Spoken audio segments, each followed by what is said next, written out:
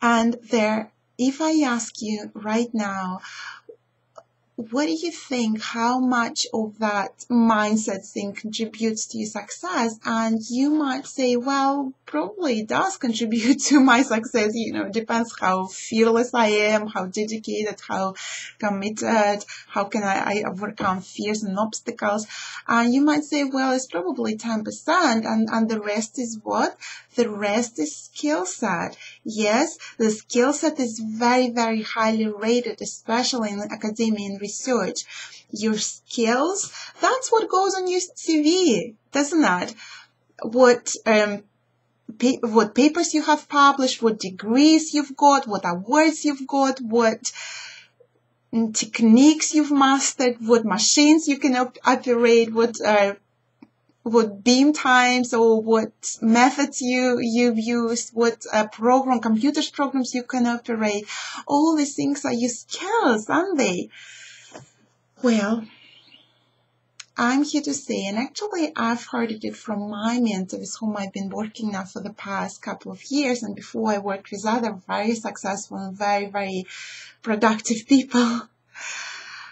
And she used to tell us, well, that she used to think that it was 10% of your success comes from your mindset, and the rest, 90%, is from your skills.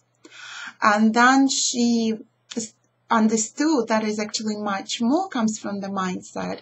And if for a long time it was for her 50-50. And now that's when I came on board with her programs. She now says it's 90% of your success is your mindset. It's crazy, isn't it? But today we're going to talk about it. And if you just take a little bit from this video, you're going to already turn around your game. You're already going to be so much more productive just by shifting your mindset a little bit. All right? So that's what I'm here to tell you, that 90% of your success, up to 90%, comes from your mindset. To have the right mindset, to have the victor mindset. When you victory, that's a victor mindset. And this is opposite of victim mindset. And when I say victim mindset, and sometimes throughout the video I'm going to say, okay, this is a victim mindset, and it might sound like, oh, you are a victim, you're playing a victim, and you might feel judged, but I'm not judging you.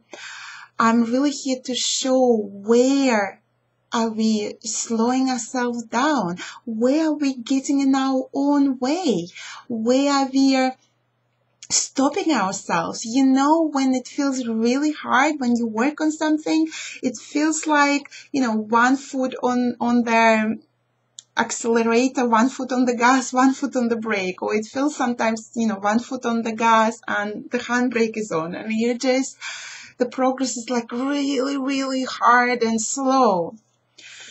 So a lot of it comes from the mindset, what you think and what you believe, and the action you take. So the first thing is to really stop for a minute and realize that all the actions we take, they actually governed by the thing we think and the beliefs that we hold. It's just to realize that can be so profound, because then you can be more careful about the things you choose to think and the things you believe. And some of you might just be like this right now. Oh, no. What, Olga, do you mean? The things I choose to think.